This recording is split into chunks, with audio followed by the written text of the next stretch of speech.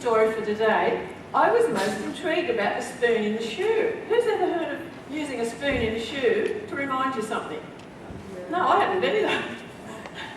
Probably not the best thing to tell children, but I thought it was a bit intriguing, and I think it's a very good idea. Over the years I've written many lists, but never put a spoon in my shoe. Now the Bible is full of spoons in shoes. The Lord is continually reminding his people to remember. In Deuteronomy alone, the word remember is used 16 times. The Israelites were commanded to remember their release from slavery, to remember that the Lord had led them and fed them in the wilderness, to remember the results of their sinful rebellion, and so on. These events were like memory aids, like the piles of stones the Israelites sometimes erected to remember the Lord's goodness. And in a way, the Old Testament is a memory aid for us. We have the opportunity to see the way God has revealed himself to his people. We will see the terrible results when people turn away from God. I'm sorry to say that today's story in Judges shows the disasters that occur when the Lord's people turn away from him.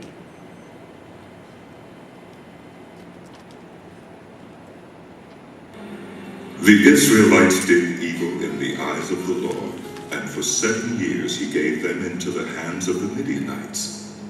Because the power of Midian was so oppressive, the Israelites prepared shelters for themselves in mountain clefts, caves, and strongholds. Whenever the Israelites planted their crops, the Midianites, Amalekites, and other eastern peoples invaded the country. They camped on the land and ruined the crops all the way to Gaza, and did not spare a living thing for Israel, neither sheep, nor cattle, nor donkeys. They came up with their livestock and their tents like swarms of locusts. It was impossible to count them or their camels. They invaded the land to ravage it. Midian so impoverished the Israelites that they cried out to the Lord for help.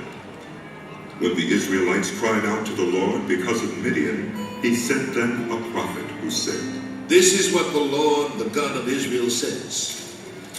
I brought you up out of Egypt, out of the land of slavery. I rescued you from the hand of the Egyptians, and I delivered you from the hand of all your oppressors. I drove them out before you and gave you their land. I said to you, I am the Lord your God. Do not worship the gods of the Amorites, in whose land you live. But you have not listened to me." That reading is from Judges 6, 1-10. During the lifetime of Deborah and Barak, the land had peace for 40 years as the people served the Lord. But then, the cycle of sin started again. The people turned away from the Lord and fell into sin by disobeying. The Lord sent their enemies to enslave them. Who were these enemies?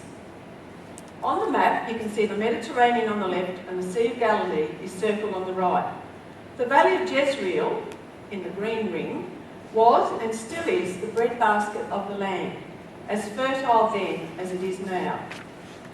The people planted and cared for their crops, but just on harvest time, invaders would swoop down and plunder the crops and animals. The Israelites were forced to run to the mountains and hide in caves and shelters. The Lord sent the Midianites, the Amalekites, and other eastern peoples who really terrorised and demoralised them. They weren't slaves in the strictest sense of the word, but they were hungry and downhearted, victims of their enemies, unable to live peacefully on the fertile plain that God had given them. For 7 years this went on, until at last the Israelites called out to the Lord for help in supplication. Did the Lord send a judge or a saviour? Well, not straight away. There were some home truths they needed to be reminded of first. First of all, the Lord sent an unnamed prophet.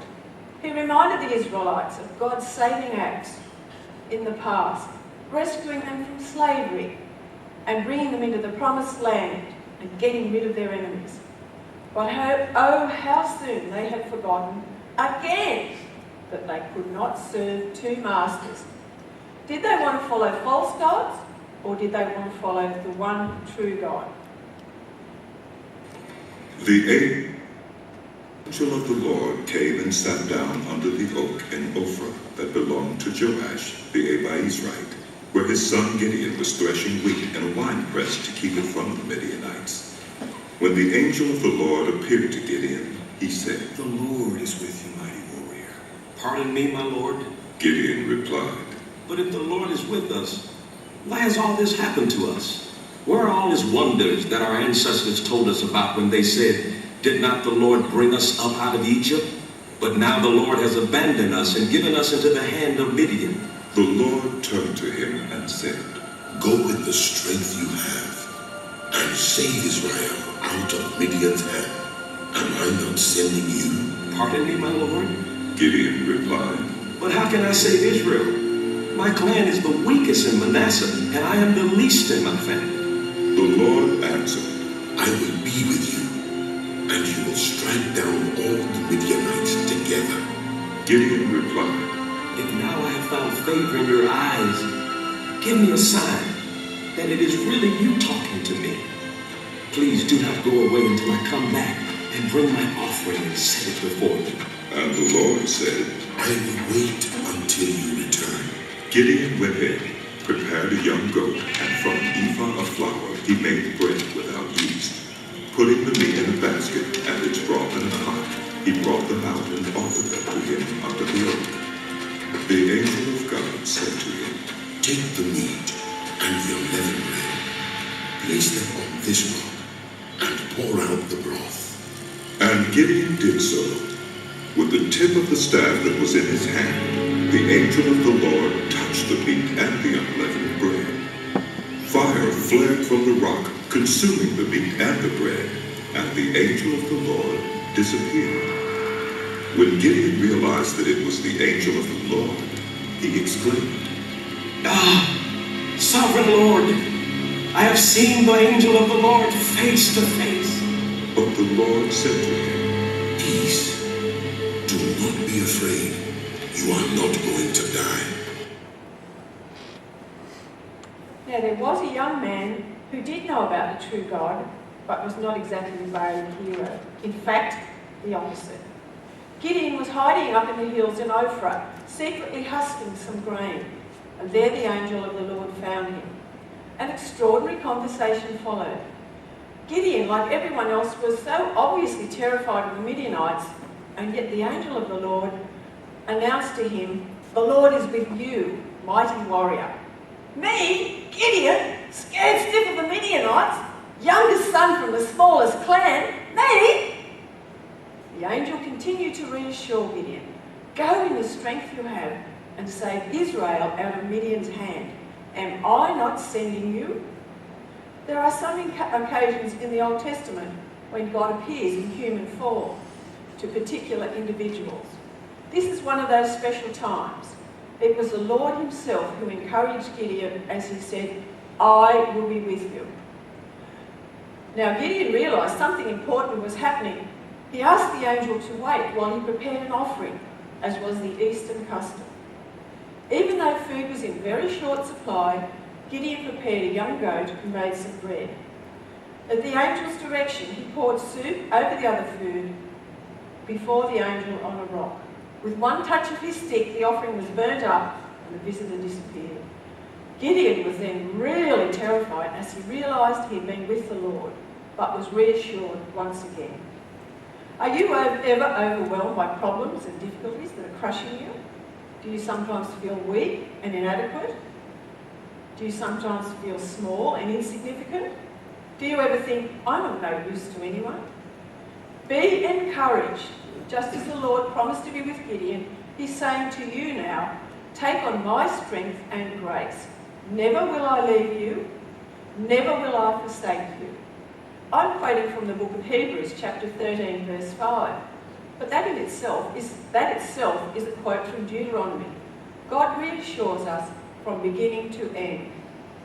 The amazing thing is that God loves and accepts us as we are, but can also see what we will become as he works in our lives. How amazing is that? However, the Lord was not ready to bring deliverance yet. Our God does not compete with idols. Gideon's name means hacker. It's not the computer sort, but the cut to pieces, as it used to mean in the old days. And God had a small job for him first. The Lord told Gideon to destroy the false idols to Baal and the Asherah pole that his father Joash had put up. Then he was to make a stone altar and use the pole to burn a sacrifice. This was his first test of obedience. Gideon did it at night with trusted servants. Next morning there was an uproar. The villagers soon realised that Gideon was the one who had desecrated the idols. They told his father that Gideon must die. But Joash wisely said if Baal really was a god, he would defend himself. After that, the Midianites and their allies swarmed into the Jezreel Valley and camped there. The Spirit of the Lord came upon Gideon, and he summoned the Israelites to fight their enemies. But then Gideon had a fit of the doubts again. Was God really with him and his group of men? Could they really beat the Midianites, who were like a plague of locusts? Gideon once again humbly asked God for reassurance that indeed he would save Israel by his hand.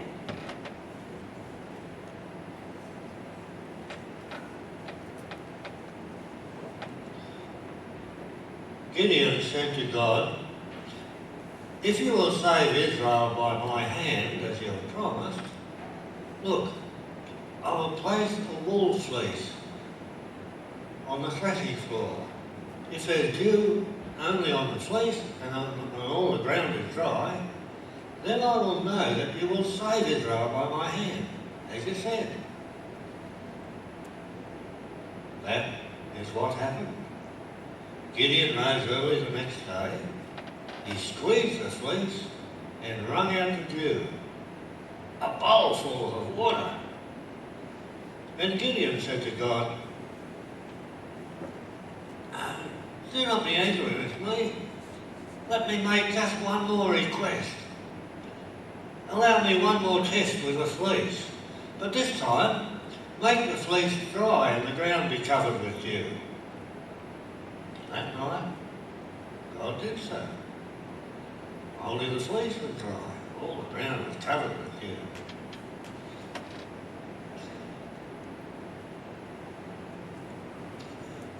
Gideon put out a fleece, not once, but twice.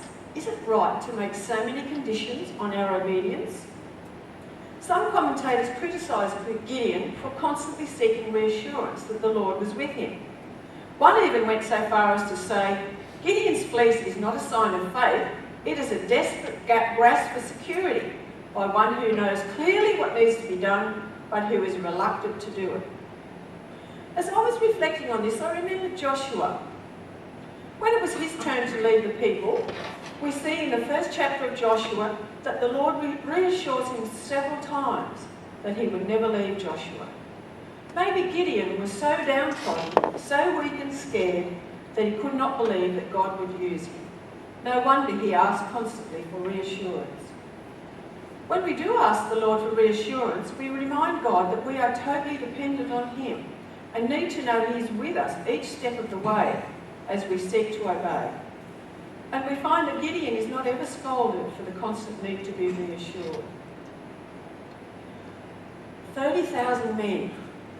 Was that enough to fight the plague of the Midianites in their hundreds of thousands? Too many, said the Lord. Those who are frightened can go home. 20,000 were afraid and went home.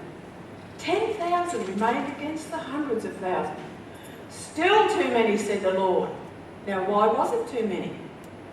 We see in Judges chapter 7 verse 2, the Lord said to Gideon, "You have too many men. I cannot deliver Midian into their hands, or Israel would boast against me and say, my own strength has saved me." The Lord told Gideon to take his men for a drink at the creek. Those who lay down and lapped the water were to be sent home. The 300 who kneeled and drank the water from their hands were to stay with Gideon and fight the Midianites. Now much has been made of this choice of men. People have spiritualised the action, saying the men who lapped were more vigilant and aware than others. But it could really just have been a simple way of paring down the men to 300. As they prepared for the battle, Gideon must have still been having misgivings. This time, the Lord reassured him without having to be asked. He told Gideon to take a servant and go into the Midianite camp. This seems to me to be a very brave and risky act, but this is what happened. The Midianites, the Amalekites, and all the other eastern peoples had settled in the valley, thick as locusts. Their camels could no more be counted than the sand on the seashore.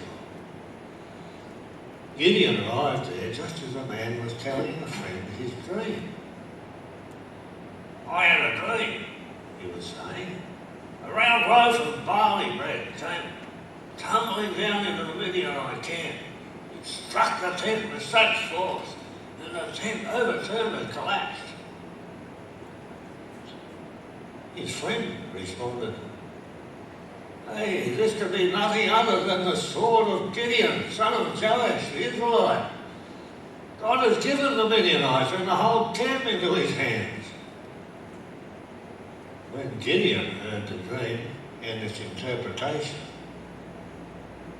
he bowed down and worshipped, and returned to the camp of Israel and called out, "Get up!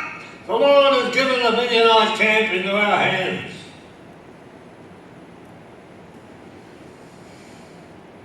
What happened next is very exciting. Gideon gave each of the men an empty jar with a torch inside. They were not really the sort of weapons that you would want to fight thousands of enemy soldiers with. At midnight, on the signal, when the trumpets blew,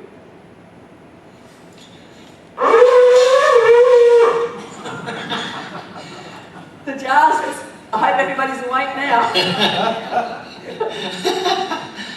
The jars were smashed and they all called out, "A sword for the Lord and for Gideon!" Then their enemies turned on each other with their swords. Other Israelites joined them, and the Israelites pursued those who remained. They finally caught their rulers and they were killed.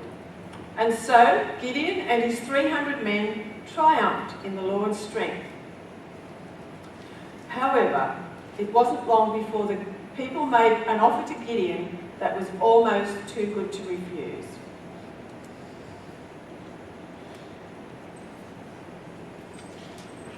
The Israelites said to Gideon, "Rule over us, you and your son and your grandson, because you have saved us from the hand of Midian." But Gideon told them, "I will not rule over you, nor will my son rule over you. The Lord will rule over you." And he said, I do have one request, that each of you give me an earring that you, from your share of the plunder." They answered, "We'll be glad to give them." So they spread out a garment, and each of them threw a ring from his plunder into it. And Gideon made the gold into an ephod, which he placed in Ophrah, his town. And all Israel prostituted themselves by worshipping him there. And it became a snare to Gideon and his family. It was important for the Israelites to honour and respect Gideon, as he had indeed shown great faith in God by going to battle with and conquering their enemies. Nevertheless, once Gideon settled back into everyday life, it wasn't long before the people offered him the kingship. Gideon refused their offer in noble words, "The Lord will rule over you." Unfortunately, as we will see, his actions did not match his words.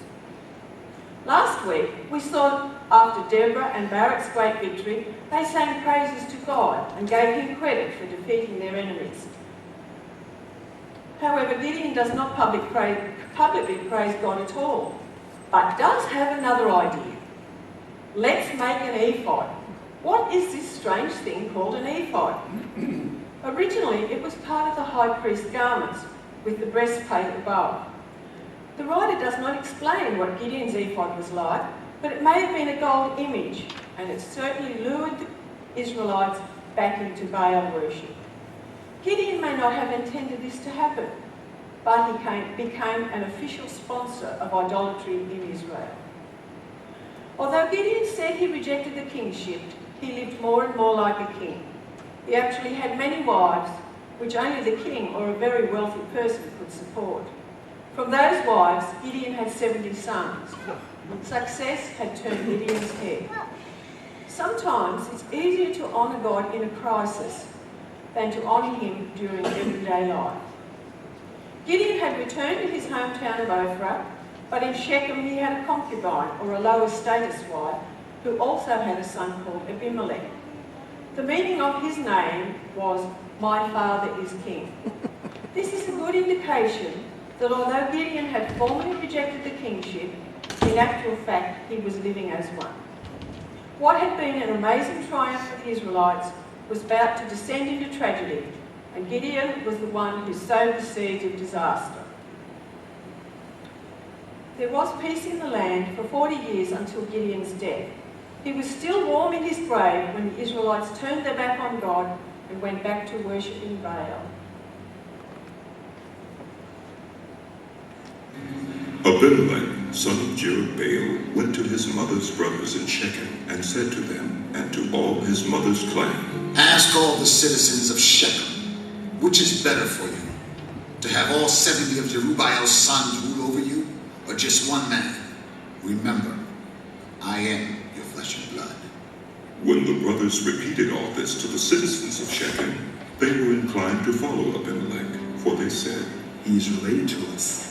They gave him 70 shekels of silver from the temple of Baal-Berith, and Abimelech used it to hire reckless scoundrels who became his followers. He went to his father's home in Ophrah, and on one stone murdered his 70 brothers, the sons of Jerubbaal. But Jotham, the youngest son of Jerubbaal, escaped by hiding. You may be a bit puzzled about this name Jerubbaal. It's Gideon's other name, and it means that he contended with Baal. Contended, not contended. So after his father's death, Abimelech struck while the iron was hot. After getting all his brothers out of the way, it wasn't long before the people gathered in Shechem to crown him king. Does the name Shechem ring a bell? No? Joshua. Shechem was the place where Joshua had his last meeting with the Israelites. There they solemnly reaffirmed their covenant with God.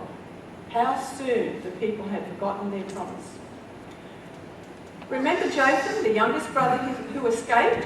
His name means Yahweh is perfect or honest. And when he heard what was happening, he climbed Mount Gerizim. Does that name ring a bell?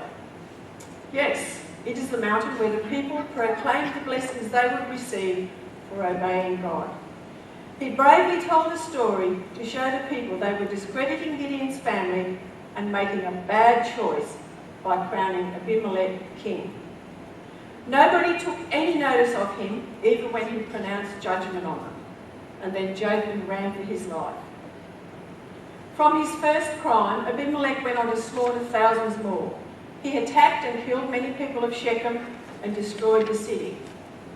Some of the people escaped and fled to a tower, which Abimelech set on fire and killed 1,000 more. Thebes was the next city on the list, and Abimelech besieged and captured it. All the people fled to a strong tower, locked themselves in, and climbed onto the roof. One of the women had brought up a small millstone with her. Can you imagine her husband saying, "What on earth did you bring that for?" But when Abimelech went to set fire to the tower as before, she dropped the millstone and cracked his skull. Once again, it is a woman who used what was in her hands to bring about God's plan. Abimelech was ashamed to have been mortally wounded by a woman, so he asked his servant to run him through. God himself had actually stirred up this trouble in Shechem to avenge the humiliation of Gideon's family and the murder of the 69 sons by Abimelech and his supporters. What do we make of this woeful story? Well, first of all, we can see from Gideon that the Lord can use those who are weak and cowardly. 1 Corinthians chapter 1 verse 27 reminds us that God chose the foolish things of the world to shame the wise. God chose the weak things of the world to shame the strong. There is no shame in being weak or foolish in the eyes of the world, because it is then God can come in and use us, give us his strength to do his will. But it is not a matter of winning one battle. Gideon could not handle success and failed in the end. This failure led to his son Abimelech and many of the Israelites turning away from God. Throughout our lives, we will have to fight evil within us and evil outside. Our everyday battles may not be spectacular, but they are important all the same. We need to remember the Lord's wonderful salvation, his daily care and protection. We need to press on each day in the grace and strength that God gives. We must realise the battle will not be over until we reach heaven's door.